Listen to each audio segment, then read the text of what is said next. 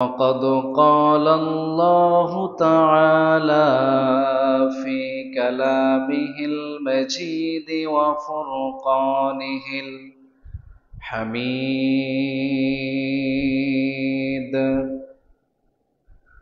أعوذ بالله من الشيطان الرجيم. بسم الله الرحمن الرحيم. إن الله وملائكته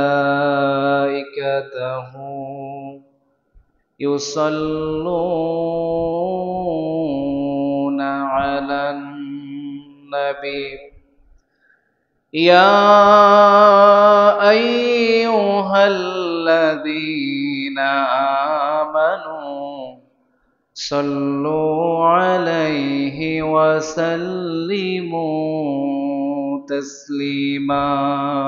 اللهم صل على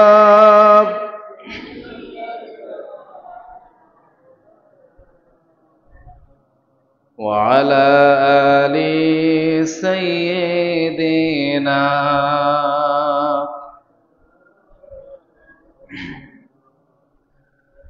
হে রাসূল তোমারি জন্য মন কাঁদে, আখি কাঁদে, ভুবন কাঁদে, শুধু বেদনা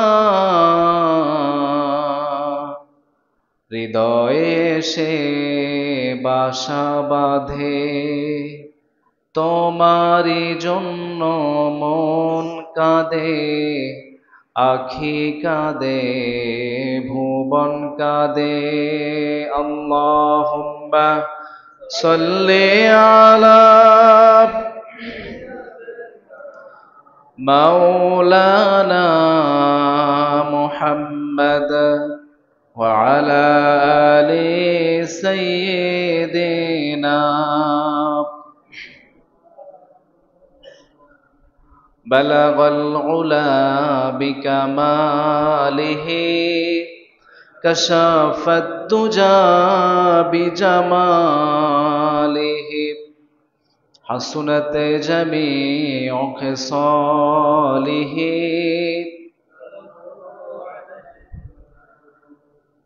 محمد سيد الكونين والثقلين والفريقين من عرب ومن عجم. بلغ العلا بكماله حسنت جميع خصاله कि मुहम्मद से वफा तूने तू हम तेरे हैं, ये जहां सिज है क्या लौह कलम तेरे हैं। बलगल उला बिकमालिही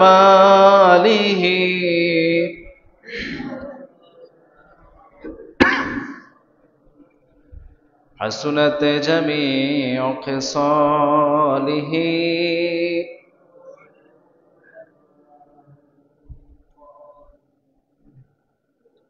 পবিত্র রমাদান মাসের আজকের জুমার দিন উপস্থিত সম্মানিত মুসল্লিয়ানে কেরাম, ওলামায়ে কেরাম, পর্দানিশীন সম্মানিতা শ্রদ্ধেয়া মায়েরা এবং বোনেরা, সর্বপ্রথম শুকরিয়া আদায় করছি সে মহান আল্লাহ সুবহানাহু ওয়া তাআলার পবিত্র দরবারে যে আল্লাহ তাআলা আমাদেরকে সুস্থ রেখে দুনিয়ার সমস্ত কাজ থেকে অবসর হয়ে জুমার উদ্দেশ্যে মসজিদে আসার এবং বসার তৌফিক দিয়েছেন। এজন্য আমরা সকলেই পড়ছি আলহামদুলিল্লাহ। সকলেই পড়ি রব্বানা ওয়ালাকাল হামদ হামদান কাসীরান তাইয়িবান মুবারাকান ফীহি ইয়া রব্বি লাকাল হামদু কামা ইয়ানবাগি লিজালালি ওয়াজহিক ওয়া আযীমি সুলতানিক। আমরা আল্লাহ তাআলার প্রশংসা আদায় করলাম, পাশাপাশি লক্ষ কোটি দরুদ ও সালাম পেশ করছি মানবতার মুক্তির দূত সরদার দু জাহান শফিউল মুযনবিন রাহমাতুল লিল আলামিন মুহাম্মাদুর রাসূলুল্লাহ সাল্লাল্লাহু আলাইহি ওয়াসাল্লামের উপর। সম্মানিত মুসল্লিনে কেরাম, আমরা গত জুমআতে একজন রোজাদার ব্যক্তির কি কি কাজ হবে সেটা আমরা আলোচনা করেছি। আমি আরেকবার স্মরণ করাই দিচ্ছি। প্রথম কথা হচ্ছে সে তো রোজা রাখবেই, এরপর সে বেশি বেশি কোরআন তেলাওয়াত করবে, কোরআন বুঝবে, যেহেতু এটা কোরআন নাজিলের মাস। এই ধারাবাহিকতা সে বাকি 11টি মাসেও রাখবে। এরপর আমি বলেছি যে আমাদেরকে প্রতিজ্ঞাবদ্ধ হতে হবে। এই মাসে যেভাবে আমাদের ইবাদত বন্দেগী একটু বেড়েছে, নতুন নতুন কিছু ইবাদত আমরা করছি। যে আগে কোরআন তেলাওয়াত করেনি, সে রমাদান আসার পর কোরআন তেলাওয়াত শুরু করেছে। যে ব্যক্তি আগে 5 ওয়াক্ত নামাজ কন্টিনিউ করেনি, রমাদানে সে 5 ওয়াক্ত নামাজ কন্টিনিউ করেছে। আমি আপনাদেরকে কিছু কিছু বিষয় ধরাই দিছি। রমাদান মাসে আমরা ফজর নামাজ কাজা করি না, এটা যাতে আমাদের বাকি 11টি মাসেও থাকে।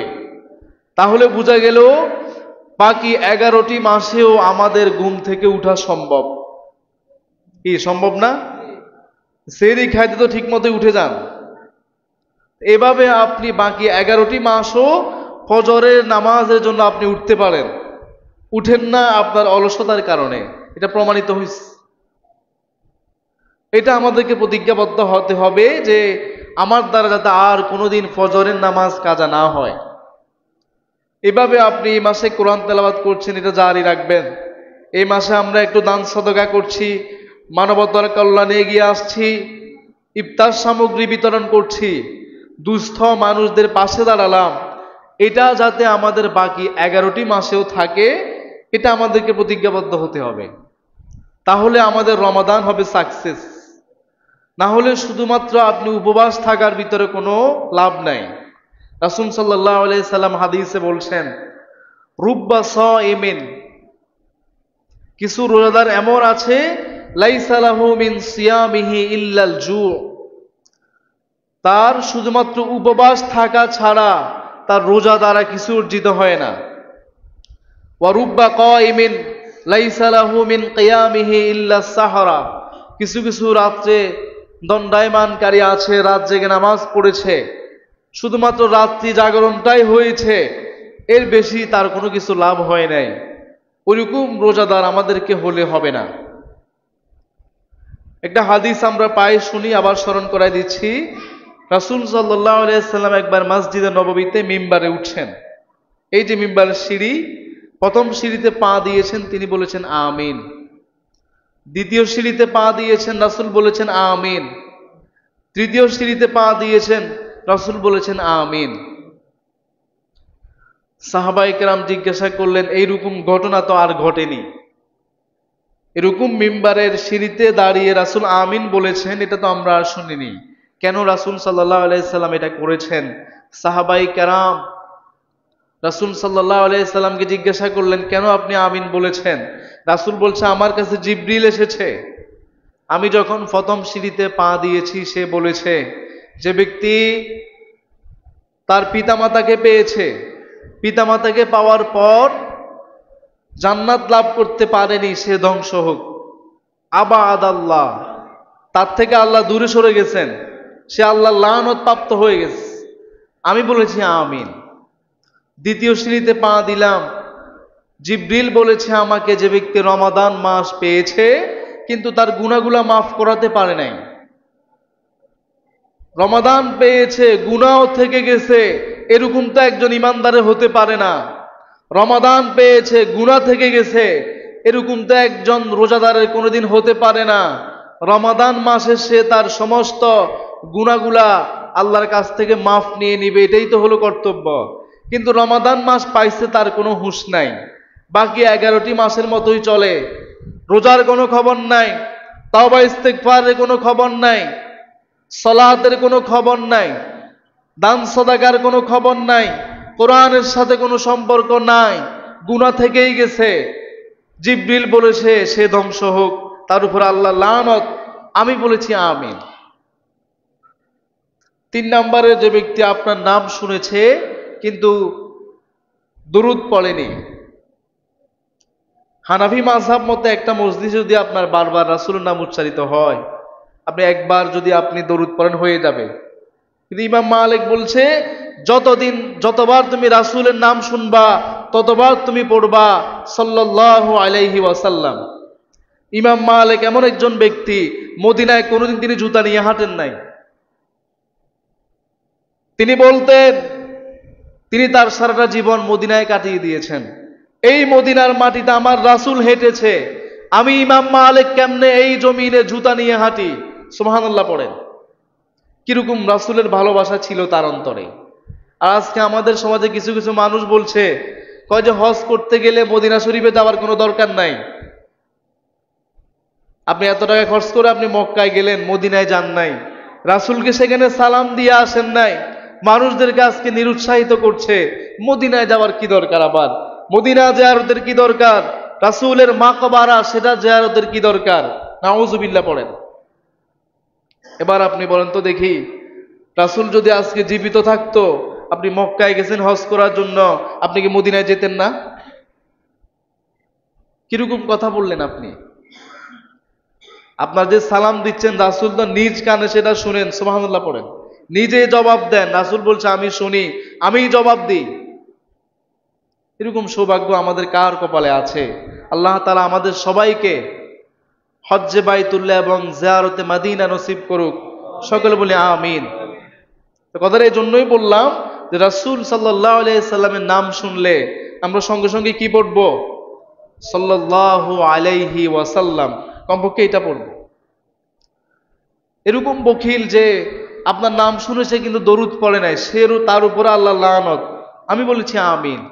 এবার আপনারা বলেন তো দেখি, কোন দোয়াতে যদি রাসূল সাল্লাল্লাহু আলাইহি সাল্লাম আমিন বলেন, ওই দোয়াটা কি কবুল হবে না? রাসূল বলছে আমিন, রাসূল বলছে আল্লাহকে কবুল করেন, কি হতে পারে আর? এই 3 শ্রেণীর ভিতরে যাতে আমরা না হই, অন্তর্ভুক্ত না হই। আমরা আমাদের পিতামাতা যাদের জীবিত আছে তাদের সেবা করার মাধ্যমে আমরা জান্নাত হাসিল করব। রমাদান মাস আমরা পেয়েছি বর্তমানে, আমাদের কারো যাতে আমল নামায় কোনো গুনাহ না থাকে, সব গুনাহ আমাদেরকে মাপ নিতে হবে। তা আল্লাহ তো মাফ করার জন্য প্রস্তুত। ওয়াইদা সালাকা ইবাদি আন্নি ফাইন্নি করিব, আমার বান্দারা জিজ্ঞাসা করবে আমি কোথায়, আপনি বলেন আমি নিকটে আছি। উজিবু দাওয়াতাদ দাঈ, আপনি যখন আল্লাহর কাছে দোয়া করেন সঙ্গে সঙ্গে সাড়া দেন, দেরি করেন না। উজিবু এটা হচ্ছে মুদারেস সিগা, বর্তমান ভবিষ্যৎ, সঙ্গে সঙ্গে জবাব দিবেন। কখন ডাকবেন আপনি? 24টা ঘন্টা প্রতিটা সেকেন্ড যখনই আল্লাহকে ডাকবেন তখনই সাড়া দিবেন কে? ফালিয়াস্তাজিবু লি, আমি তার ডাকে সাড়া দিই। আরেকটা তো হাদিস আয়াতে বলছেন উদউনি আস্তাজিব লাকুম, আমাকে ডাকো আমি তোমাদের ডাকে সাড়া দিব। বেশি বেশি দোয়া করবেন এই মাসে, দোয়ার সুযোগ বেশি হয়। ইফতারের পূর্বে দোয়া করবেন, সাহারি খেতে উঠলে কয়েক রাকাত নামাজ পড়ে দোয়া করবেন। অন্যান্য মাসের চাইতে আপনার এই মাসে দোয়ার সুযোগ বেশি হয়। তো এই যে আমি গত জুমা থেকে কিছু কথা বললাম, এগুলো আমাদের স্মরণ রাখতে হবে যে আমার জীবন পরিবর্তন করতে হবে। গতানুগতিকভাবে জীবন যাচ্ছে, শুধুমাত্র খাচ্ছি আর ঘুমাচ্ছি, এটা তো আমার জীবন নয়। রমাদান আসছে আমাদেরকে চেঞ্জ করার জন্য, যে আমার ভিতরে পরিবর্তন কতটুকু আসছে। আজকে আমরা গুরুত্বপূর্ণ 2টা বিষয়ে কথা শুনবো ইনশাআল্লাহ। একটা হচ্ছে ইতিকাফ, আরেকটা হচ্ছে সাদাকাতুল ফিতর। ইতিকাফ এটা হচ্ছে একটা সুন্নাহ ইবাদত। রাসূল সাল্লাল্লাহু আলাইহি সাল্লাম কানান নবী সাল্লাল্লাহু আলাইহি সাল্লাম ইতিকাফা ফি আশরিল আওয়াখির মিন রমাদান। রাসূল সাল্লাল্লাহু আলাইহি সাল্লাম যখন রমাদানের শেষ দশক চলে আসতো তিনি ইতিকাফ করতেন। সুম্মা ইতিকাফা আজওয়াজুহু মিন বাদিহি, এরপর রাসূল সাল্লাল্লাহু আলাইহি সাল্লামের স্ত্রীগণ ইতিকাফ করতেন।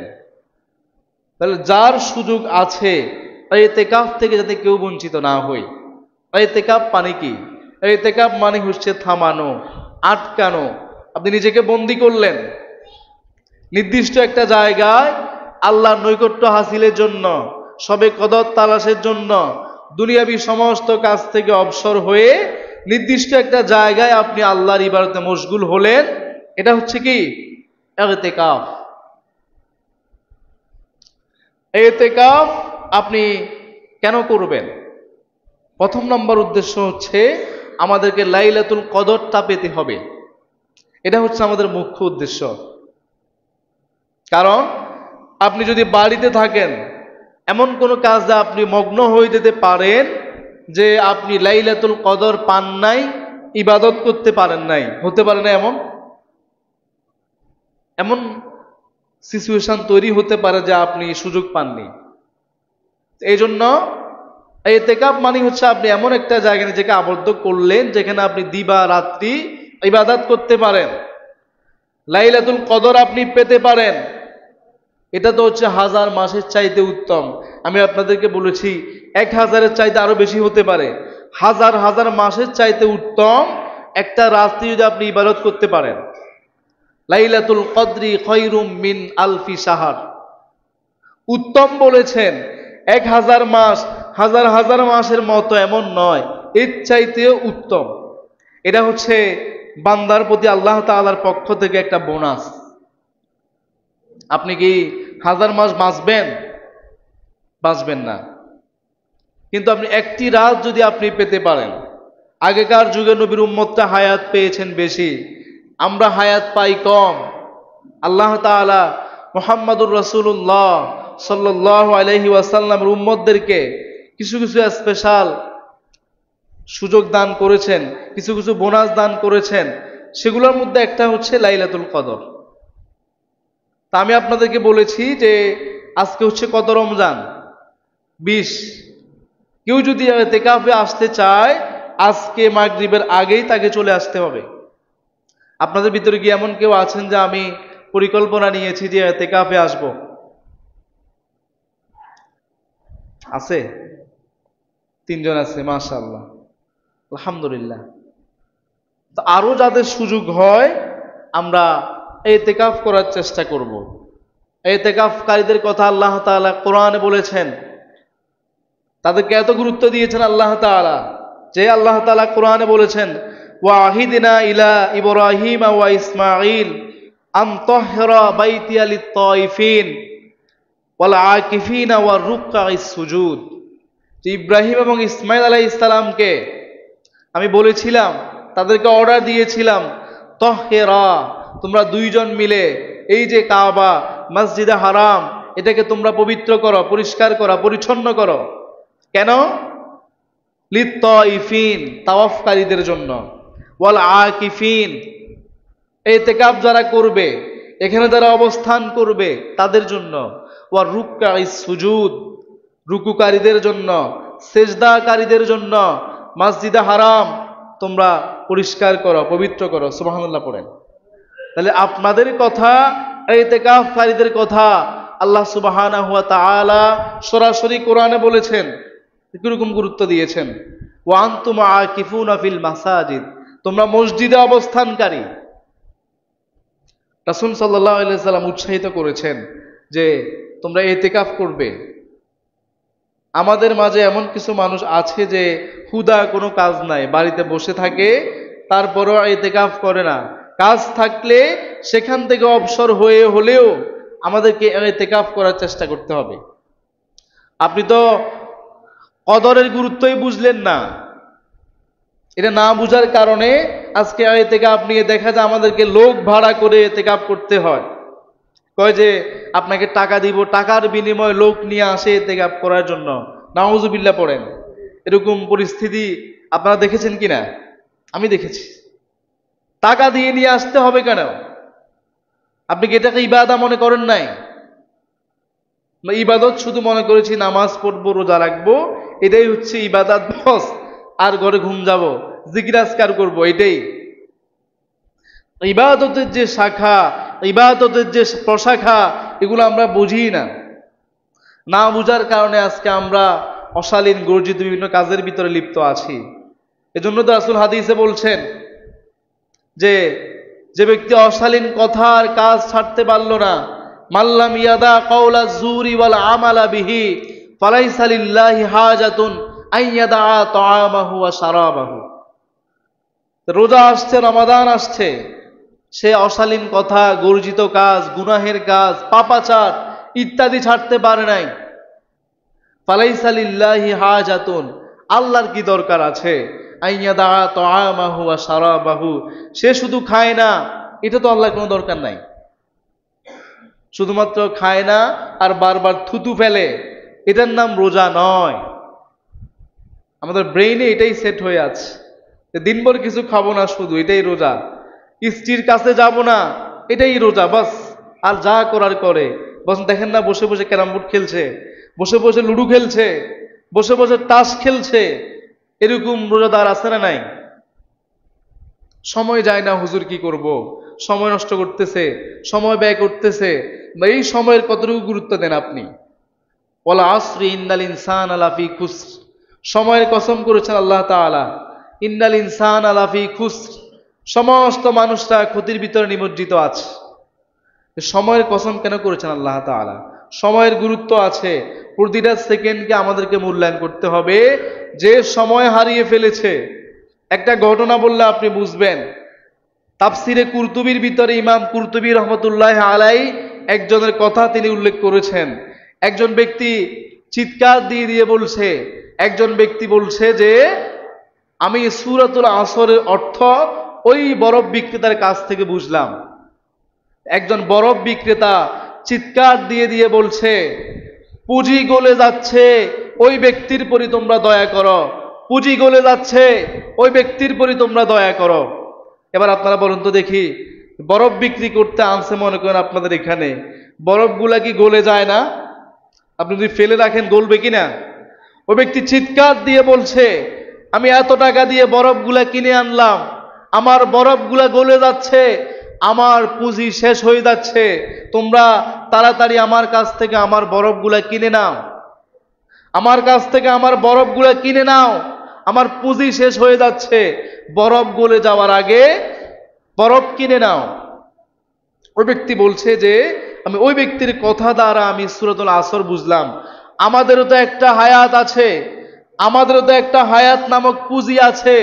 এই পুঁজিটা প্রতিটা সেকেন্ড, প্রতিটা মিনিট, প্রতিটা ঘন্টা, প্রতিটা দিন, প্রতিটা মাস, প্রতিটা বছর গলে যাচ্ছে, আমার শেষ হয়ে যাচ্ছে। আমার এই হায়াতকে আমি কতটুকু গুরুত্ব দিলাম, আমার এই হায়াতকে আমি কতটুকু কাজে লাগালাম। ওই ব্যক্তির কথা দ্বারা আমি বুঝলাম ওই ব্যক্তির বরফ গলে যাচ্ছে, চিৎকার দিয়ে বলছে কিনে নিতে। আমাদের তো হায়াত নামক একটা পুঁজি আছে, আমাদের এই জীবনটা আল্লাহ তাআলা কতটুকু কবুল করেছেন, আল্লাহর দরবারে কতটুকু আমি গ্রহণযোগ্য হতে পারলাম, না জানি কখন আমার মরণ চলে আস। ইমাম কুরতুবী রহমতুল্লাহ আলাইহি বলছেন, ওই ব্যক্তি বলছে যে আমি বলছি ওই ব্যক্তির কথা দ্বারা আমি সূরাতুল আসরের অর্থটা বুঝলাম। কথাটা এই জন্যই বললাম, সময়। এখন ইতিকাফ করলে আপনার কি লাভ হবে?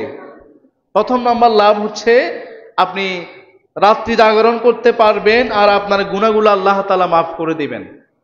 রাসূল সাল্লাল্লাহু আলাইহি সাল্লাম বলছে, মান সামা রমাদানা ঈমানান ওয়া ইহতিসাবান গুফিরা লাহু মা তাকাদ্দামা মিন যামবি ওয়া মান কামা রমাদানা ঈমানান ওয়া ইহতিসাবান গুফিরা লাহু মা তাকাদ্দামা মিন যামবি।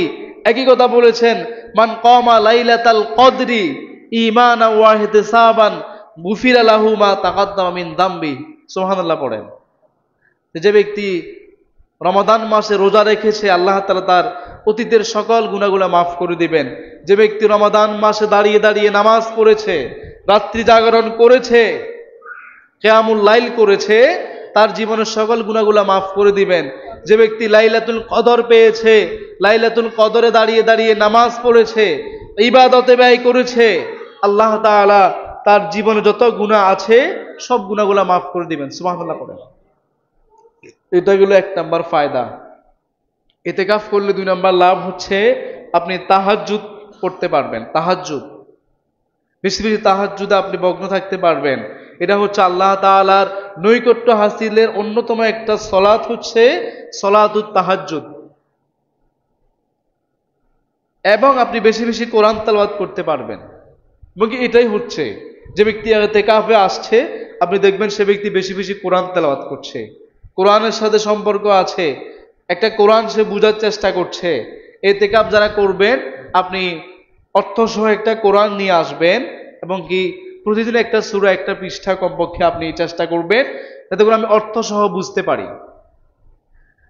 ইতিকাফ করলে আপনার লাভ হবে, মসজিদের সাথে আপনার সম্পর্ক বৃদ্ধি পাবে।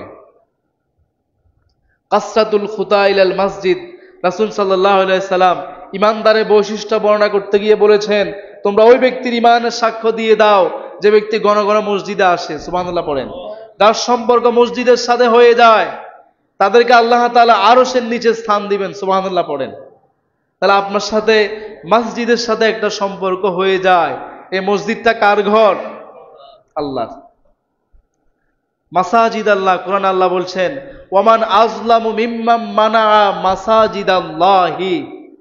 মাসাজিদাল্লাহ মানে হচ্ছে আল্লাহর মসজিদ, আল্লাহর ঘর, আল্লাহর মসজিদে এসে আপনি অবস্থান করছেন, আপনি হচ্ছেন আল্লাহর মেহমান। এরপরে আপনার লাভ হবে নিজের গুনাহ স্বীকার করে তাওবা করার সুযোগ পাবেন। যখনই আপনি ইতিকাফে আসবেন দুনিয়ার কোনো চিন্তা ভাবনা আপনার নাই, আপনার ভিতরে চিন্তা আসছে আমি কখন কি অপরাধ করলাম, আইনা আমি তো অমুক সমুক একটা অপরাধ করে ফেলেছি, সঙ্গে সঙ্গে তাওবা করে আপনি পরিপাটি হওয়ার, গুনাহমুক্ত হওয়ার একটা সুযোগ ইতিকাফের মাধ্যমে সৃষ্টি হয়। এরপর আপনার লাভ কি হবে? আপনার সংশোধন হওয়ার সুযোগ সৃষ্টি হয়। যা আমি ইতিকাফে আপনি যখন আসবেন আপনি একাকিত্ব অবলম্বন করলেন, এখান থেকে আপনি সিদ্ধান্ত নেবেন, ডিসিশন নেবেন যে আমি আগামী 11টি মাস আমি এভাবে সময় কাটাবো, এভাবে ব্যয় করব, আমার এটা আমার ডেইলি রুটিনে অ্যাড হবে। এরপরে আপনার আখিরাতের চিন্তা আসবে। যখন আপনি ইতিকাফ করবেন পরিবারের সাথে আপনার তেমন সম্পর্ক নাই, ব্যবসা বাণিজ্যের সাথে সম্পর্ক নাই, ইতিকাফে চলে আসলেন, আপনার ভিতরে আখিরাতের চিন্তা আসবে।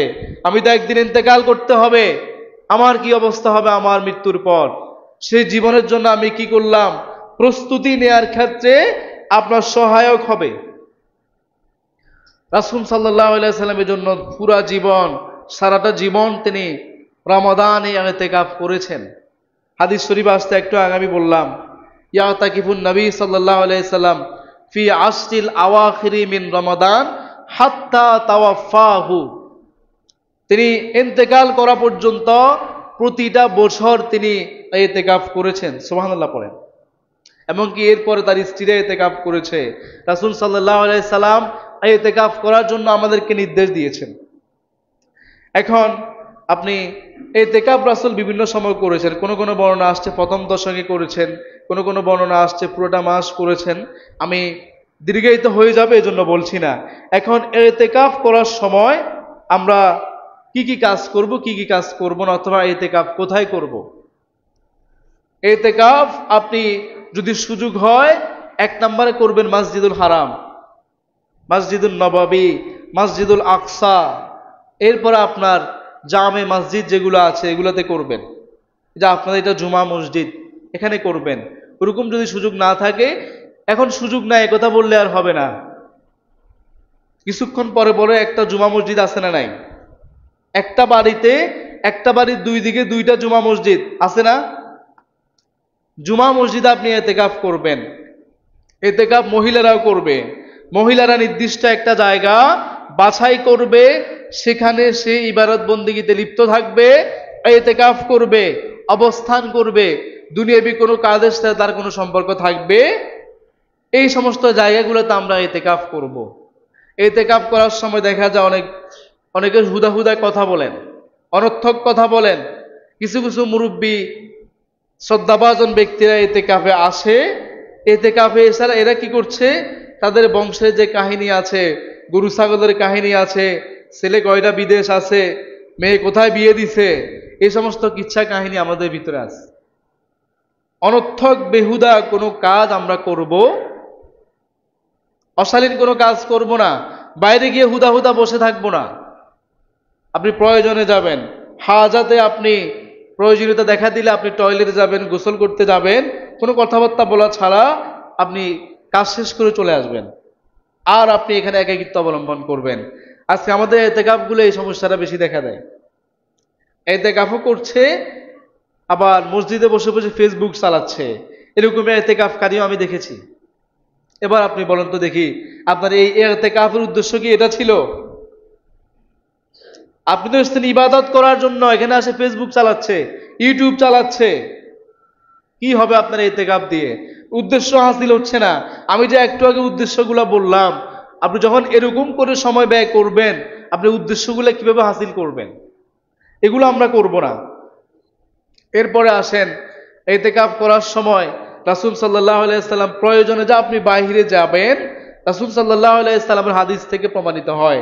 রাসূল সাল্লাল্লাহু আলাইহি সাল্লাম ইতিকাফ করা অবস্থায় হাদিসে আসছে তিনি তার স্ত্রীদের কাছে মাথা দিতেন, তারা চুল আশ্রয় দিত। সুবহানাল্লাহ পড়েন। যেহেতু ঘরের সাথেই মসজিদে নববী ছিল, রাসূল সাল্লাল্লাহু আলাইহি সাল্লাম প্রয়োজনে হাজাত দেখা দিলে ঘরে যেতেন, আবার চলে আসতেন। এবং কি তার স্ত্রী একদিন রাসূল সাল্লাল্লাহু আলাইহি সাল্লামের কাছে রাতে দেখা করতে আসছে। দেখা করতে আসার পর গুরুত্বপূর্ণ যে দরকারি কথা ছিল সেটা বলেছে। বলার পর রাসূল সাল্লাল্লাহু আলাইহি সাল্লাম যখন তিনি বিদায় নিবেন, তখন উঠে দাঁড়ালেন এবং তাকে একটু দিয়ে আসলেন। এটা দেখে দুইজন সাহাবী তখন ওই রাস্তা দিয়ে যাচ্ছিলেন। রাসূল সাল্লাল্লাহু আলাইহি সাল্লাম তারা যখন রাসূলকে দেখলেন, রাসূলের স্ত্রীর সাথে আম্মা জানের সাথে কথা বলছেন, তারা তাড়াহুড়া করে চলে যাচ্ছে। রাসূল বললেন, দাঁড়াও। কেন বলেছেন? যে আমি যদি এদেরকে কথাটা ক্লিয়ার না করি, এটা আবার খারাপ, শয়তান তাদের ভিতরে খারাপ একটা মনোভাব সৃষ্টি করতে পারে। রাসূলের সাহাবায়ে কেরাম কিন্তু তেমন না। তারপরে রাসূল ডেকে বলছেন যে তোমরা দাঁড়াও, এ হচ্ছে আমার স্ত্রী হুয়াই।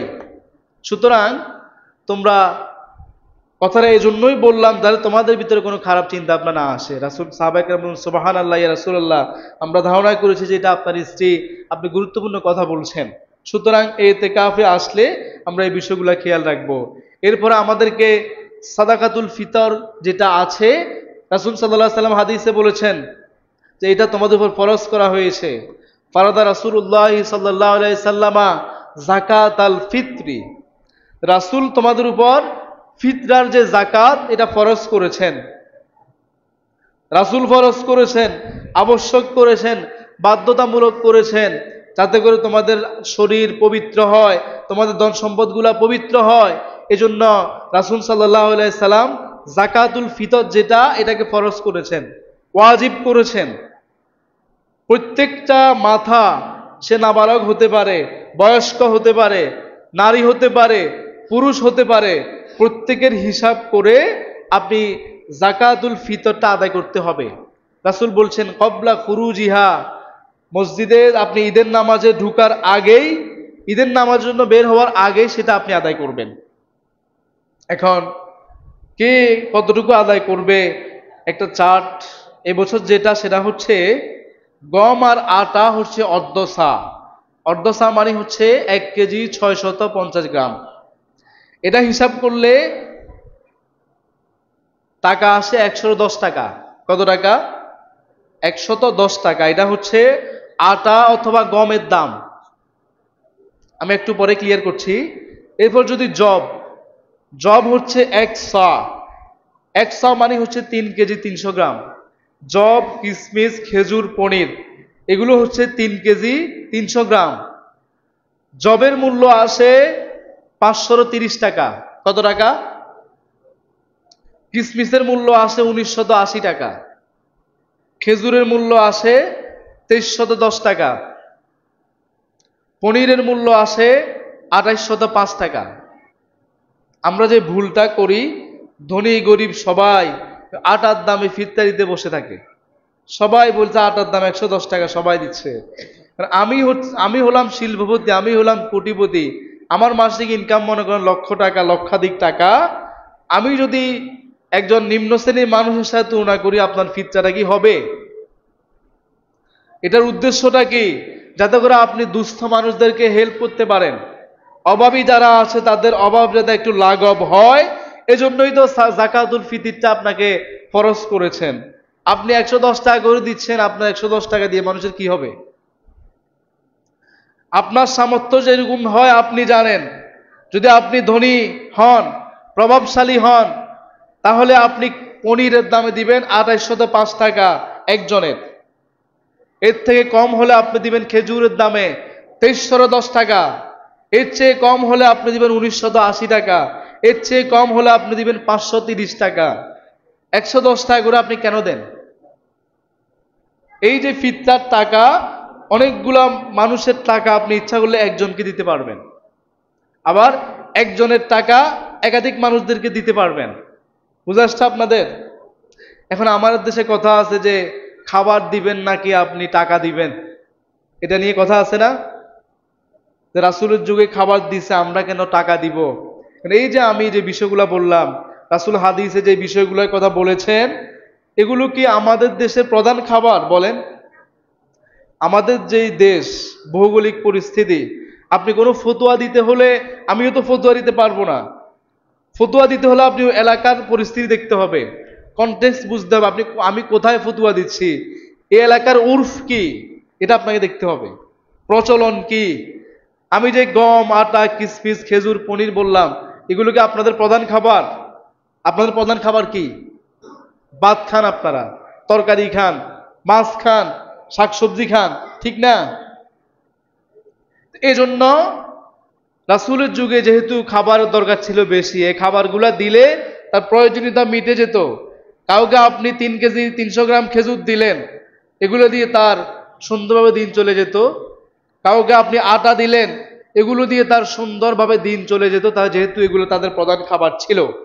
আমাদের দেশে এগুলো প্রধান খাবার নয়, এজন্য আমরা বলি যে আপনি টাকা দিয়ে দিলে মানুষ বেশি উপকৃত হবে, যেহেতু আপনি এই ফিতরা দিচ্ছেন মানুষের উপকারের জন্য, ঠিক না? মানুষের উপকার কোথায় হচ্ছে আপনাকে ওইটা দেখতে হবে। এর পাশাপাশি আপনি সুন্নাত আদায় করার জন্য যদি আপনার সেই সামর্থ্য থাকে, আপনি খাবারও দিয়ে দেন, তাহলে আপনি অতিরিক্ত একটা সুন্নতের সওয়াব পাবেন। কথা বুঝে আসছে আপনাদের? টাকাও দিবেন, সামর্থ্য থাকলে খাবারও দিয়ে দিবেন, তাহলে রাসূলের সুন্নাত, সাহাবায়ে কেরামদের একটা সুন্নাতের সওয়াব আপনি পেয়ে যাবেন। এই যে ফিতরা, আপনাদের কি ক্লিয়ার হয়েছে? যে ব্যক্তি ঈদের দিনের আগে জন্মগ্রহণ করেছে, তারও আপনি ফিতরা দিবেন। প্রতিটা মাথা, আপনি ফিতরা দেওয়ার আগে যদি একটা মাথা আপনার অ্যাড হয়ে যায়, তার হিসাব করে আপনি ফিতরা দিয়ে দিবেন। আর ফিতরাগুলো এমন জায়গায় দিবেন যাতে করে মানুষরা উপকৃত হতে পারে। কথা বুঝে আসছে আপনাদের? আল্লাহ তাআলা আমাদের সবাইকে আমল করার তৌফিক দান করুক। সকলে বলে আমিন। হাযা মা ইনদি ওয়া